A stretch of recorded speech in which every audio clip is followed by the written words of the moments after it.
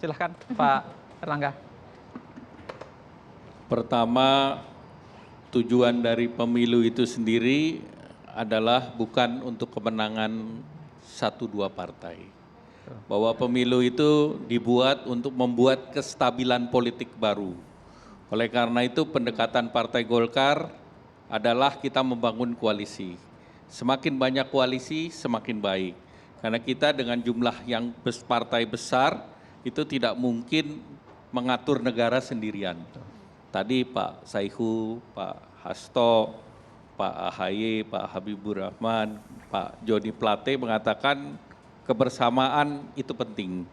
Saya mengambil contoh pada saat G20 kemarin, kemudian Indonesia memimpin G20, kemudian juga diawali dengan ASEAN dan terakhir APEC, yang menjadikan kita bisa menghasilkan sebuah deklarasi, itu adalah nilai-nilai Indonesia, yaitu nilai-nilai konsensus dan nilai-nilai kebinekaan. Kalau kita bisa menyatukan dunia yang sedang perang, sedang pecah, maka kita harus bisa menyatukan kita di negara sendiri.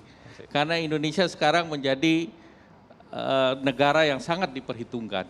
Dan yang mempersatukan ketiga KTT terbesar ini adalah togetherness, kebersamaan.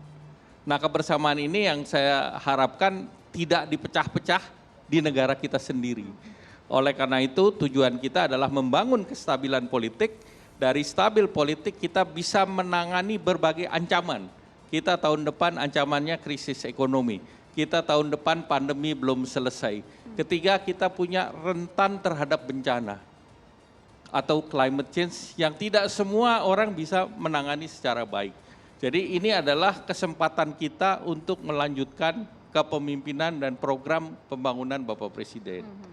Dan kita melihat bahwa dari hasil survei internal Partai Golkar, isu utama masyarakat itu bukan pemilu itu sendiri, tetapi bagaimana ekonomi bisa terbangun, bagaimana mereka bisa mendapatkan kesejahteraan, bagaimana pembangunan itu sifatnya inklusif, tidak kepada yang lain-lain. Jadi bagi Partai Golkar, kita sudah biasa ikut pemilu. Partai yang paling banyak ikut pemilu adalah Partai Golkar. Dan partai yang menyelesaikan persoalan melalui rule of law. Jadi Pak Habibur Rahman tadi mengatakan kalau ada dispute ya selesaikan melalui mekanisme MK. Kalau sudah selesai, yaitu final dan binding. Nah, selama kita semua sepakati rule of law, saya pikir kita akan tenang. Jadi tidak diselesaikan di jalanan. Dan itu adalah komitmen Partai Golkar. Mari kita bersama-sama kita membangun dan kita membangun untuk semua. Demikian, terima kasih.